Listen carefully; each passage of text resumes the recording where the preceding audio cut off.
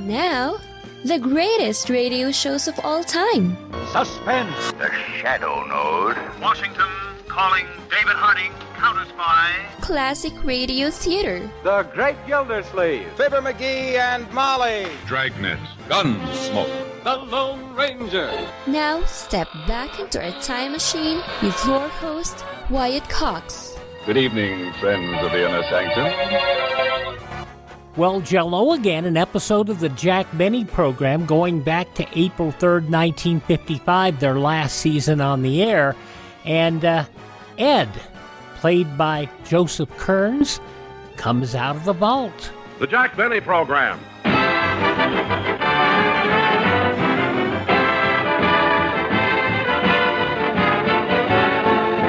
Jack Benny with Mary Livingston, Rochester, Dennis Day, Bob Crosby, and yours truly, Don Willis.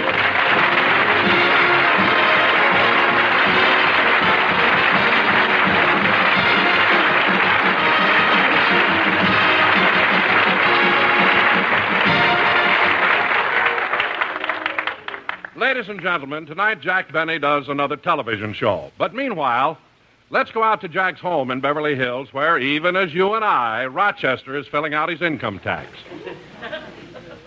Let's see. Name, Rochester Van Jones. Occupation, butler, chauffeur, cook, gardener, valet, masseur, window washer, and author of What to Do in Your Spare Time. Now, let's see. Enter your total wages. Oh, hello, Rochester. What are you doing? I'm filling out my income tax, Mr. Benny. It certainly is complicated. Well, I'll help you with it if you'd like. I sure would. All right, let's see the form. Oh, Rochester, look at all the occupations you listed. You don't work that hard. I don't, eh? No. I got housemaid's knee clear up to the hip. What? And at that point, middle-aged spread takes over. Rochester, if you want me to help you, pay attention. Now, let's see, your income. What was your income last year? Do I have to tell? Certainly. Put down the salary I pay you. Can I write it in red ink? Red ink, why? I want them to know I'm blushing. Never mind. Now for the next question. List any extra monies you received as gratuities, gifts, or bonuses from your employer. Oh, boss, calm down.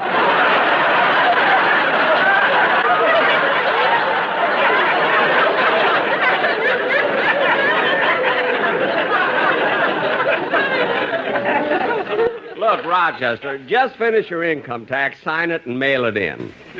Look, and I'm going down to my vault to get some money. I owe Frankie Remley $10. What for? Oh, it was a silly thing. I bet him that he couldn't go a whole day without taking a drink of liquor. And he won? Yeah, just my luck. He sat on a rusty nail and got lockjaw.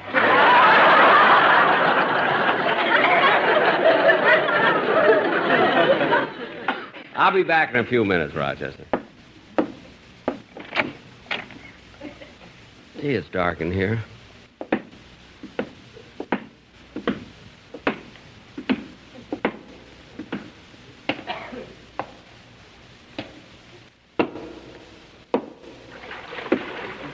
Here come my alligator.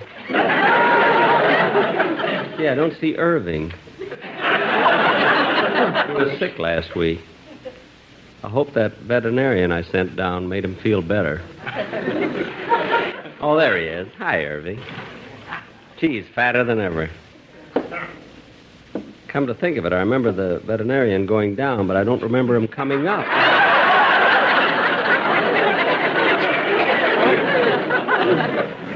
Oh, well, if I get a bill, I'll know he's all right.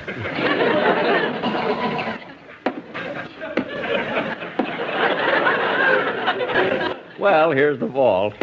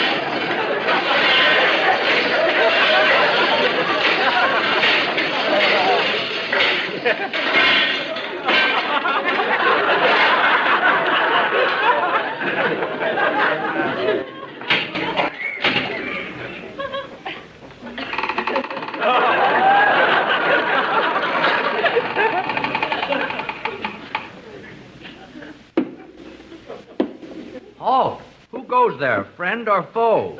Friend, What's the password? you can take it with you. Oh, it's you, Mr. Benny. Yes, how are you feeling, Ed? Oh, I'm fine today, but yesterday I had a terrible fright. Really? Yes, it was just awful. I woke up and I couldn't see a thing. Gee, what'd you do? I cut my hair. Well, I need some money, Ed. I'll have to open the safe. Let's see. The combination is right to 45, left to 60, back to 15, then left to 110. There.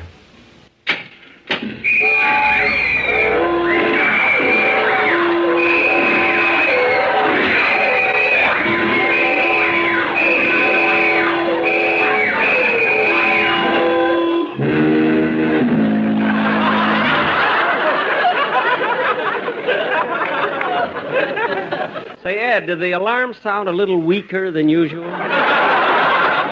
I'll tell you in a minute. I'm counting the dead gophers. Oh, let's see. Here's a $10 bill. That'll take care of Remley.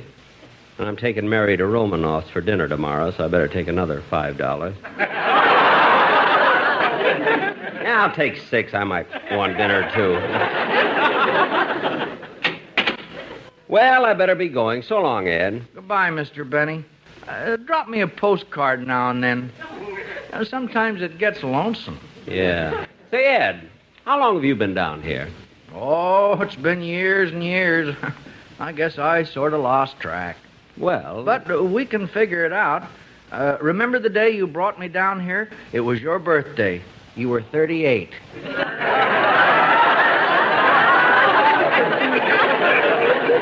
Gee, it's been that long, huh? Well, Ed, you can't stay down here forever. Have you ever thought of going up? Yes, I have. When my time comes and Gabriel blows... No, not that far up. Just upstairs, you know. Upstairs? Oh, Mr. Benny, you're teasing me. No, I'm not. See, you've been down here for years and years and years, and just for a little vacation, Ed, I'm going to take you up with me right now. Now, let's go, Ed. Now, follow me. Oh, all right. Be careful. Ed, what happened? You forgot to unchain me.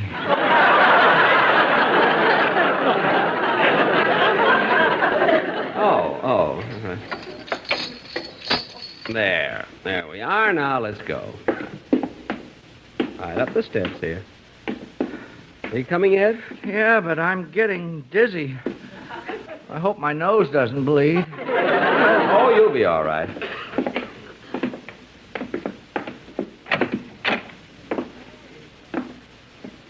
Well, here we are, Ed. This is the library. Say, Ooh. What's the matter? Something hurts my eyes. Oh, you'll get used to it. It's the light from this lamp here. Lamp? Yes, you see, all the light comes from this little bulb. You see, it's filled with electricity. Oh. Is Ben still flying that kite?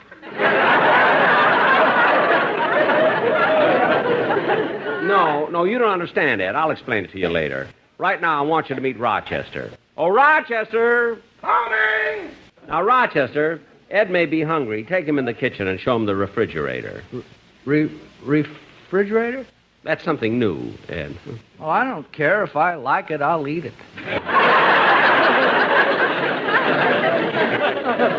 Ed, you don't eat the refrigerator. You eat the things inside, you see. It's a place to store things like ham, cheese, steaks, caviar, and turkey. Oh, is that what it's for?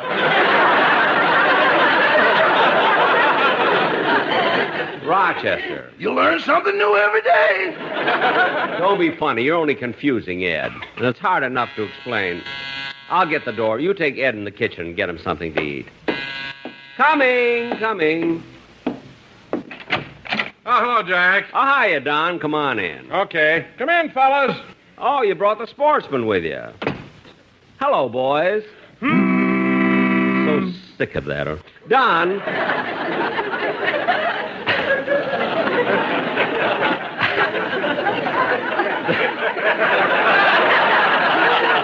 Don, I meant to call you. We're not having rehearsal until tomorrow. Well, I heard about it, Jack, but the boys have prepared a very beautiful number for the show, and they'd like you to hear it right now. They're going out of town for a few days. Oh, on business? No. The boys took their wives fishing at Lake Mead last week, and they're going back there again. Gee, I wish I could go. What are they going to fish for? The tenor's wife, she fell out of the boat Wednesday. Oh, well, then by all means, let's hear them sing. I mean, she must be awfully tired treading water. By the way, Don, I've got a surprise for you. You know, you've heard me talk about Ed, that nice old man who's been guarding my vault all these years. Yes. Well, a few minutes ago, I brought him upstairs, and I want you to meet him. Come on, he's in the kitchen with Rochester. Rochester, where's Ed? He's in your bedroom lying down. He's exhausted. Exhausted? Yeah, I guess I showed him too much for one day. What'd you show him? The Esquire calendar.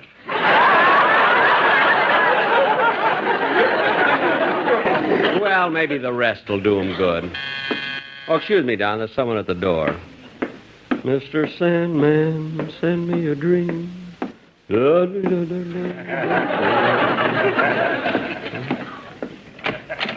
Oh, hello, Dennis. Hello, Mr. Benny. I just stopped by to ask you if it's all right if I miss rehearsal tomorrow. And the sportsmen aren't going to be there either. Well, I guess it's okay. Why do you want to miss rehearsal? Well, I'm going to commit suicide.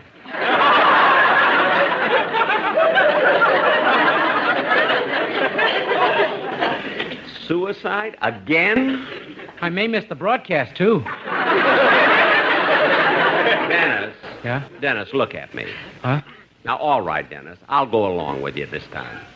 Now, how are you going to commit suicide? Well, I'm going to hang myself and take poison and jump off the roof and shoot myself. Oh, I see. Now, Dennis, any one of those methods would kill you. Why are you going to do all of them? My middle name is Westinghouse, and I want to be sure. Hey, you know, that's a pretty good joke. Now, let's get serious and forget about suicide. Yes, sir. Now, what are you going to sing? After I'm gone. Cut that out! Dennis, you are without a doubt the silliest kid I've ever known in my life. Oh, you're just mad because George Goebel is younger than you are. Well, he won't always be. Now, go ahead and sing, will you? And there you go. That's a George Goebel line, in case you don't know. April 3rd, 1955, Jack Benny on Classic Radio Theater with Wyatt Cox. No offense, but are you a little fat when you look in the mirror? How would you like to learn the secrets to lose 3 to 5 pounds a week easily without joining the gym or going through any crazy diets? It's called Body Sculpt by Med Diet. For the last 2 decades, we've been helping people just like you that have pounds they want to shed. We've helped millions of people lose thousands and thousands of pounds over the years. And now it's your turn. Learn the secrets of how to lose weight with one simple phone call. You'll see an amazing difference in a matter of days. Don't believe us? We'll offer you a money-back guarantee. If you're ready to start losing weight right now, call right now to learn more about your risk-free order to Body Sculpt. Call for your risk-free offer. 800-738-5332. 800-738-5332. 800-738-5332. That's 800-738-5332. If you've been listening for a while to Classic Radio Theater with Wyatt Cox, you know that when the year-end show rolls around for the Jack Benny Show, their final show in 1955, which was all about Mel Blanc portraying the sound effects man Twombly, who was a real person, by the way. But I digress. You note that there was no idea or no notification that this would be their final radio show. And I used to wonder why they wouldn't do that. Well, I found out why recently. Some of the people at the International Jack Benny Fan Club fessed up that they said, well, here's the deal. After that last date, the tobacco company that sponsored the show, Lucky Strikes, they opted not to renew on radio and go exclusively TV. And thus, that was the end of the Jack Benny Show, except in reruns and one Christmas show that was sponsored by 3M. All righty, let's get back to the Jack Benny program. April 3rd, 1955, and Dennis should have been done singing his song by now. That was very good, Dennis Westinghouse Day. Now turn out the light in your mouth and go home, will you? Yes, sir. Goodbye. Well, I guess I better be running along too, Jack. Boss! What's the matter, Rochester? Boss, it's Ed. He's gone. What do you mean gone? He was just in my bedroom. I know, but I went to bring him some milk and crackers, and he wasn't there. Maybe he's wandering around the house somewhere. That's what I thought at first, but then I saw that the door from the bedroom to the patio was wide open, and I traced his footsteps to the Coleman's fence. Gee, I hope he didn't climb the fence. He tried to, but I think the electricity discouraged him. What? His next few footsteps were 10 yards apart. Gee, this is awful. Poor Ed, he's a confused man. He won't know what to do or where to go. We've got to find him. No telling what could happen to him, Jack. We'd better get down to the police station. You're right. Rocha, you stay here in case he comes back. Come on, Don, let's go.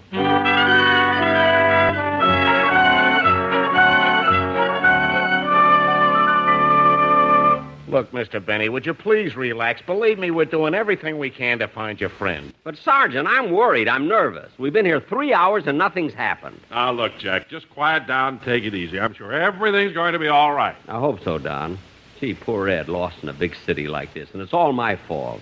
Say, Mr. Benny. Yes, Sergeant, yes. Mr. Benny, it's a long shot, but they're bringing in the afternoon lineup, and your friend may be in it. Oh, good. Where are they? Here they come now.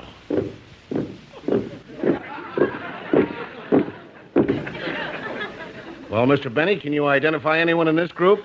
All of them. That's my orchestra.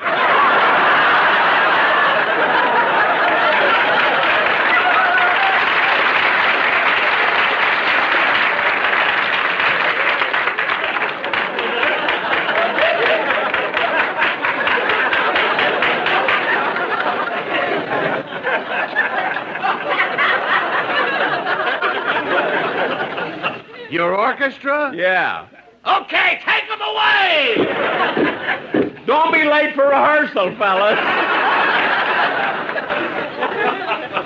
It's the first time they've all had the same beat. Look, Jack, we're not getting any place here. Why don't we try the Bureau of Missing Persons? Hey, that's a good idea. Let's go. Do you know where the Missing Persons Bureau is, Don? No, but it must be somewhere in this building. Maybe that judge would know. The judge? Yeah, that man over there in the robe. Oh, yeah, I'll ask him. Pardon me, sir, but could you tell me if the Missing Persons Bureau is on this floor? I don't know.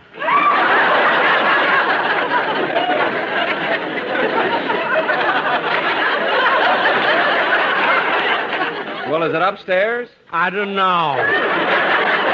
Well, is it in this building? I don't know! Well, if you don't know anything, what are you doing in that robe? I'm a test pilot for Lifebuoy, and I just took a shower.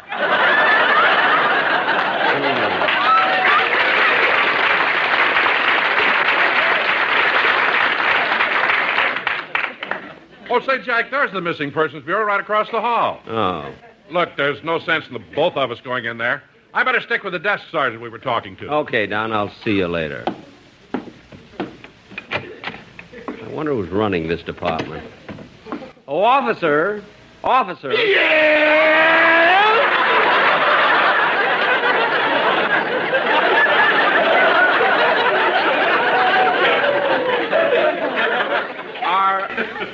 Are you in charge of the Missing Persons Bureau? No, Captain O'Shaughnessy is. Well, I'd like to talk to him. So would I. He's been missing for 3 weeks.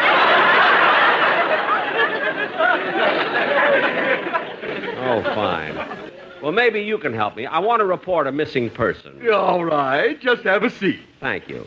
Now, I want you to give me all the information you can, Mr. Benny. Oh, you recognize me. I guess you must have seen me on TV. Yes, I have. Do you like me? No.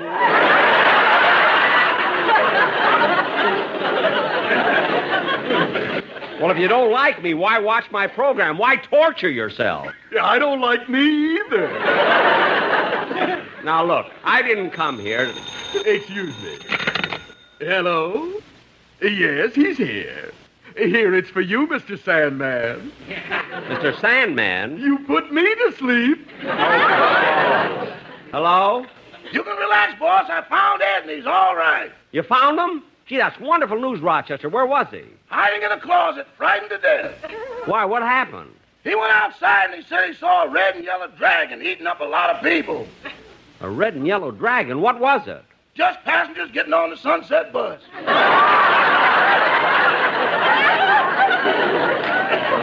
Well, tell him not to be afraid, Rochester. I'm coming right home. The Red and Yellow Dragon. April 3rd, 1955, Joseph Kearnes playing Ed in this episode of the Jack Benny program. I'm Wyatt Cox. We'll have the conclusion coming up next.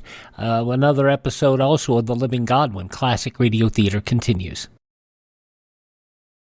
You know how every house has peculiar odors in it, whether it's cigarette smoke or whether it's fish you fried in the kitchen or just about anything? You can clean everything in the house, but you can't clean the air unless you get an Eden Pure Thunderstorm air purifier.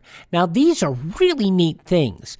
They plug into the wall and stay there. The entire unit plugs into the wall. You don't have to take up any counter space, no filters to replace, and they work fast, and they're quiet.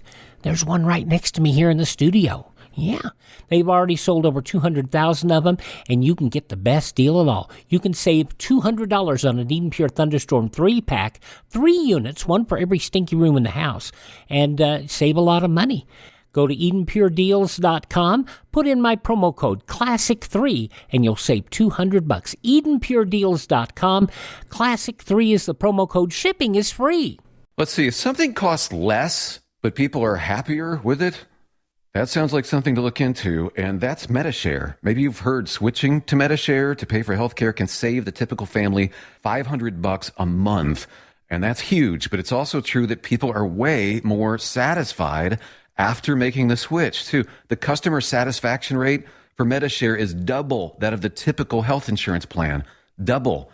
MediShare works. It's been around for more than a quarter century, and members have shared more than $3 billion of each other's bills.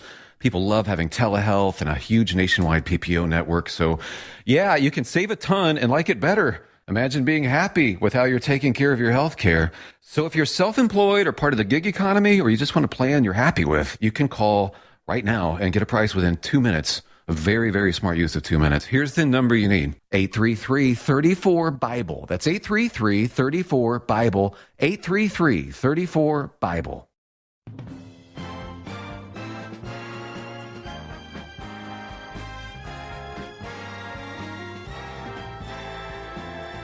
Now on Classic Radio Theater with Wyatt Cox, the conclusion of the Jack Benny program, April 3rd, 1955.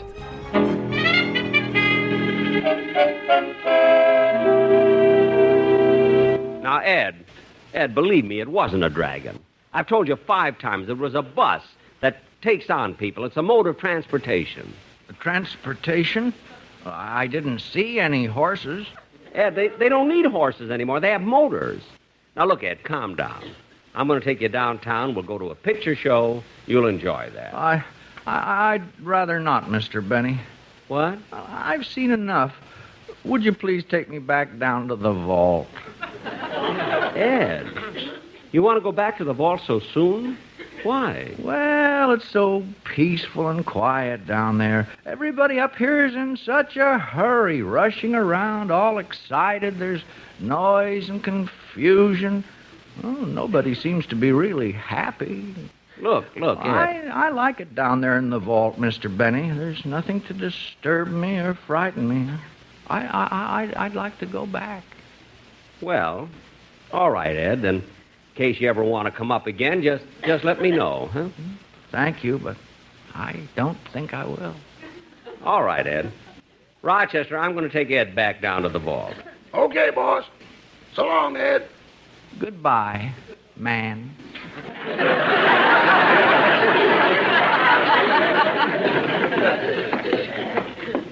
Here we are, Ed. Let's go down.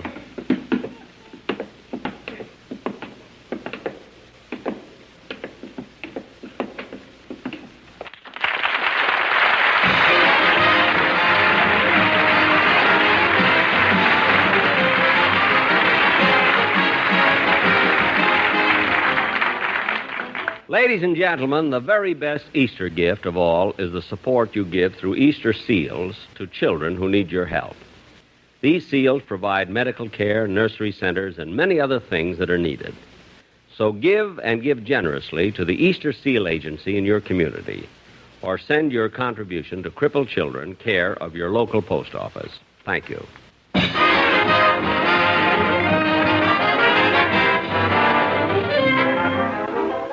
Boss, where are you going? I got to rush over to do my television show. You better get out the car. We can't take the car, boss. It's being overhauled. But what are we going to do? Maybe we ought to take a cab. No, we can take the red and yellow dragon. Stops right by the studio. Good night, folks. See you on TV.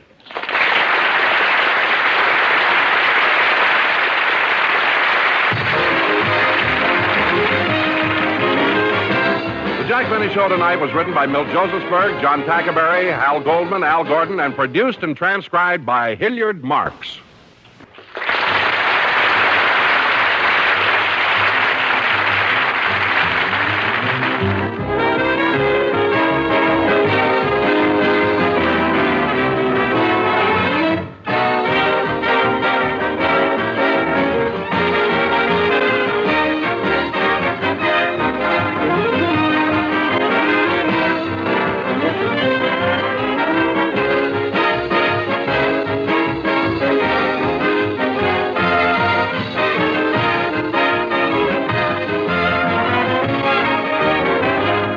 April 3rd, 1955, the Jack Benny program on Classic Radio Theater with Wyatt Cox.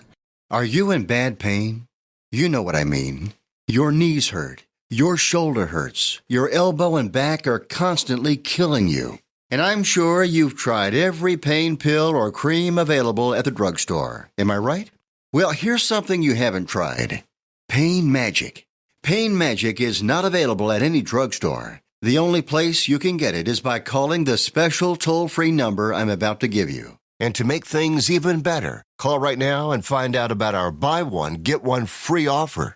We're so confident it'll work for you that we offer a free bottle with your purchase. No prescription required. Call now to learn how you can get Pain Magic and get rid of your pain. Remember, your results may vary. 800-492-8164. 800-492-8164. 800-492-8164. That's 800-492-8164. Now on Classic Radio Theater with Wyatt Cox, the third part of the five-part story, The Living God.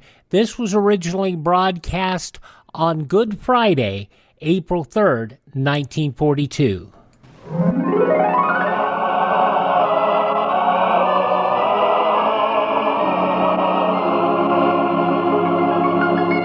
The Living God.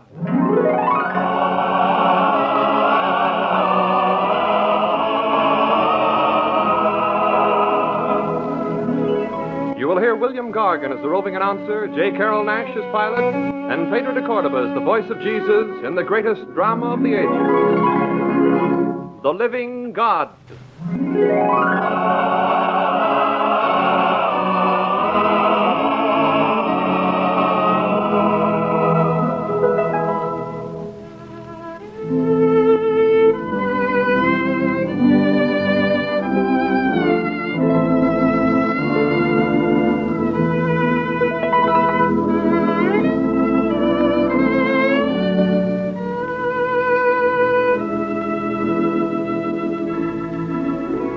Yesterday, we left our narrator in Jerusalem, in the year 33, where he had been taken by faith in his search for the living God.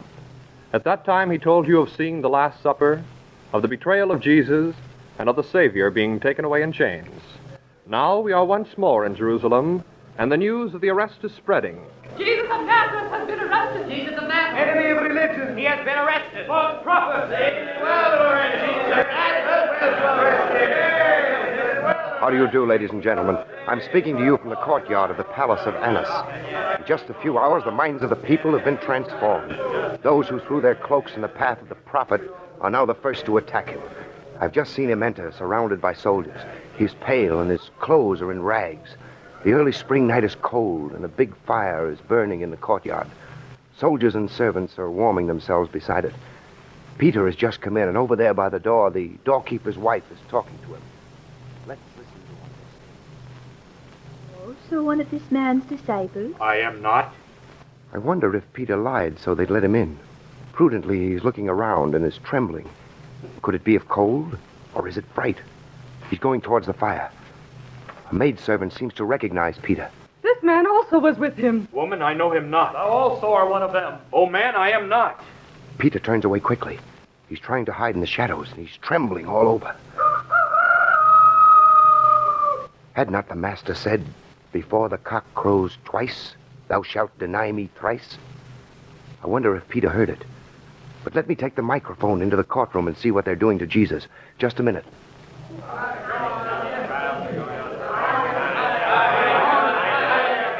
As I stand at the door, Caiaphas is right across the room from me. He's wearing a long robe and is sitting on a gilded throne placed on a platform. Around him, in a semicircle, are the other members of the council. Their faces are dark with hatred. Jesus is standing in the center with his hands bound. The mob of so-called witnesses are in a corner.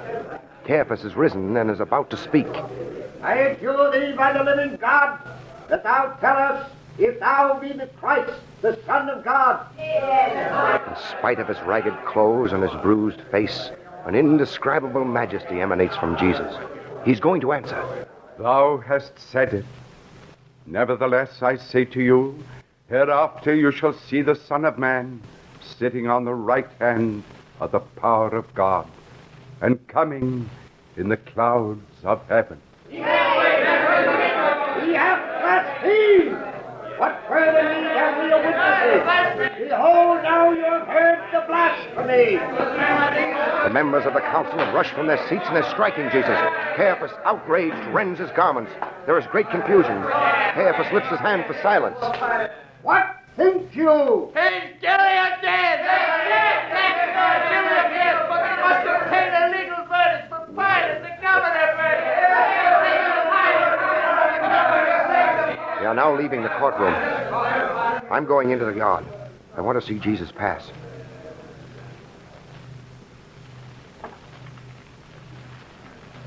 Ah, Peter's still here, warming himself by the fire. Listen.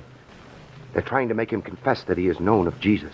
Surely thou art one of them? I know not this man of whom you speak. Of a truth, this man was also with him, for he is also a Galilean. I know not the man. Well, even thy speech does discover thee. Did I not see thee with him in the garden? Of course he was with you. No, I know not the man. Surrounded by guards, Jesus, bound in chains, has just come out of the courtroom door. Peter has not seen him yet. I swear I do not know him. He is... Oh. The guards are stepping aside. And Peter has seen Jesus, who is about to pass him. Jesus turns towards Peter.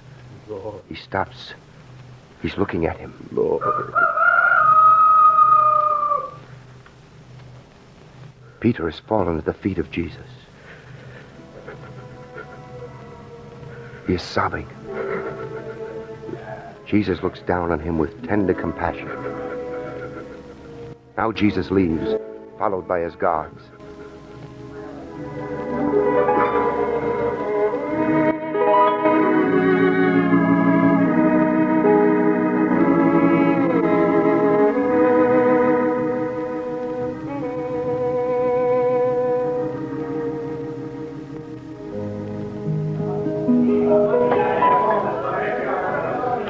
We are now in the governor's palace with a full view of the big court that they call the Praetorium. The soldiers of Pilate are keeping the crowd back. The governor has ordered the elders and scribes shown in, but no Israelite wants to cross the threshold of a heathen for fear of becoming defiled. It looks as if Pilate has given in to them, because he's crossing the court and coming towards us. He stopped and he's going to speak.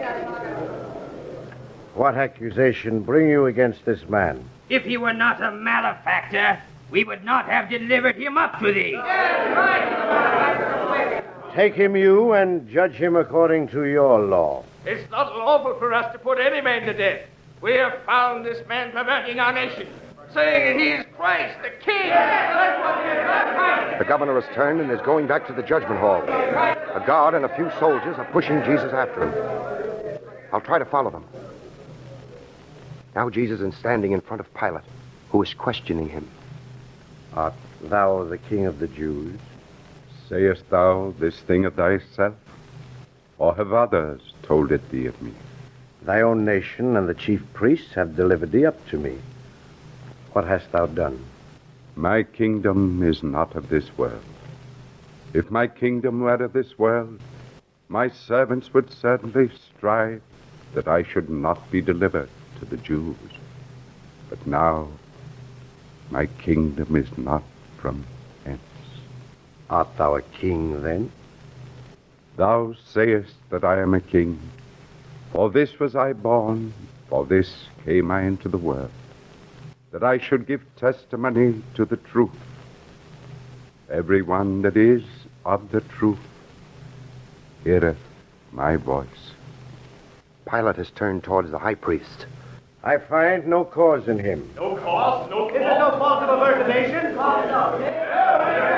Again, Pilate is turning towards Jesus, who is silent. Answerest thou nothing? Behold in how many things they accuse thee. He stirreth up the people, teaching throughout all Judea, beginning from Galilee to this place. You have a custom that I should release one unto you at the Pasch. Whom will you that I release to you? Barabbas or Jesus? Not this man, but Barabbas, a robber and a murderer. Now Pilate has climbed up on the platform. Once more I ask, whether will you of the two to be released unto you? Pilate looks discouraged. For what shall I do then with Jesus that is called Christ? Let him be crucified! Pilate is bewildered. But why? Why? What evil hath this man done? I find no cause of death in him. I will chastise him, therefore, and let him go. No, let him be crucified! There's a furious uproar, and now Pilate has called a guard and is whispering to him. The guard leaves for the palace. There is a minute of calm as everyone is waiting to see what is going to happen. A servant appears carrying a silver basin and a jug of water. He pours the water on Pilate's hands, who makes the motion of washing them. I am innocent of the blood of this just man. Look you to it. His blood be upon us and upon our children! I think Pilate wants to make the crowd take pity on Jesus, so he's going to compromise. He gives an order, and soon we see a man swinging a whip made of strips of hard leather, fastened with pieces of lead and pointed stone. Oh, now I understand. Pilate is pointing toward Jesus. Soldier, bind his hands and cover his head. Two helpers of the executioner are staggering towards Jesus. They're drunk. They tear off his clothes and drag him over to a marble column. One throws a cloth over his head. The other fastens his wrists to a ring at the top of the column. Jesus has bent his head a little. He is half hanging by his wrists. The executioner raises his lash and... Oh, I can't look at him. Only with eyes cleansed by bitter tears of repentance should one look at this spectacle. Oh, I can't look at it. The heartless rabble stand around me. The men and women who cried out, "Let him be crucified." Oh, I think it's over. Yes, now they're untying Jesus. He falls to the ground. The soldiers are dragging him back to Pilate, who has just returned. As he looks at Jesus, his face turns white. Pilate steps to the front of the platform. He's saying, Behold, I bring him forth unto you, that you may know that I find no cause in him. Crucify!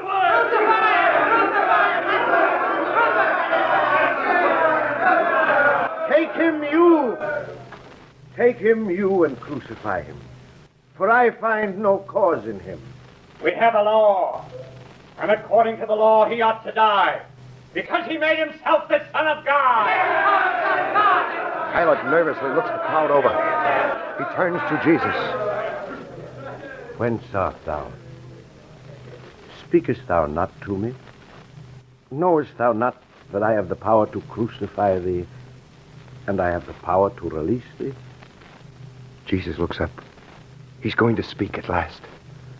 Thou shouldst not have any power against me, unless it were given thee from above. Therefore he that hath delivered me to thee hath a greater sin. Pilate is hesitating. Release this man, thou art not Caesar's friend. Whosoever maketh not the king speaketh against Caesar. Pilate is trembling, afraid. Behold your king. Whoever crucify! Shall I crucify your king? We have no king but Caesar! The expression on Pilate's face has changed. A change which decides the fate of the world. He turns to Jesus. Thou wilt go to the cross. Pilate turns to a god. Go and prepare the cross.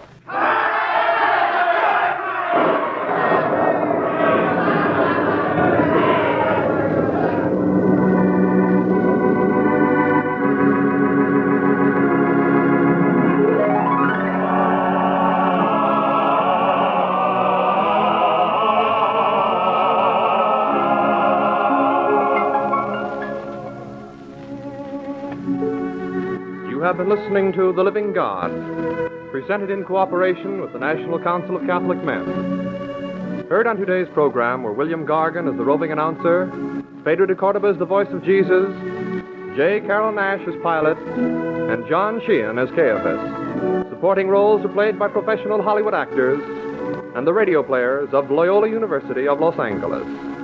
Special musical scoring and effects by Robert Mitchell and his St. Brendan's Boys Choir.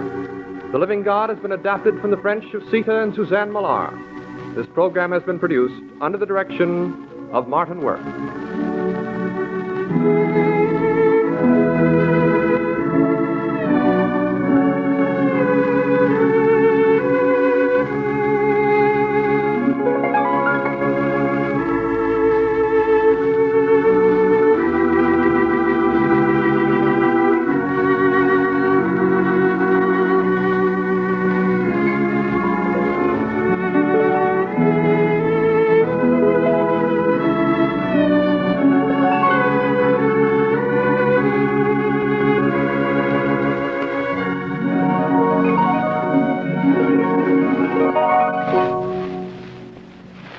As it was broadcast on Good Friday, April 3rd, 1942, the third part of the five-part The Living God, from April 3rd, 1942, here on Classic Radio Theater with Wyatt Cox, william-gargan with the lead role, and that as the roving reporter. Thank you so much for joining us here on Classic Radio Theater with Wyatt Cox. Please send a note to this radio station. Thank them very much, won't you please, for having us on the air. If you enjoy the show, they would sure appreciate a card or a letter. And by all means, do business with the advertisers. They're the ones who keep this radio station on the air. And a reminder that if you miss a day on this station, you don't have to miss a single show. Our programs are always available through iHeartRadio, Spotify, Spreaker, TuneIn, Apple Podcasts, Google Podcast, or Overcast. Just search for Classic Radio Theater with Wyatt Cox. Classic Radio Theater with Wyatt Cox. And visit my webpage. You can find the shows there as well at classicradio.stream, where you can stream our shows on demand, learn more about classic radio collecting. You can find all our social media links, and you can also contact me directly there, classicradio.stream. Thank you so much for tuning in. Tell all your friends the great radio shows are right here at this spot on the dial. Classic Radio Theater with Wyatt Cox on your favorite radio station.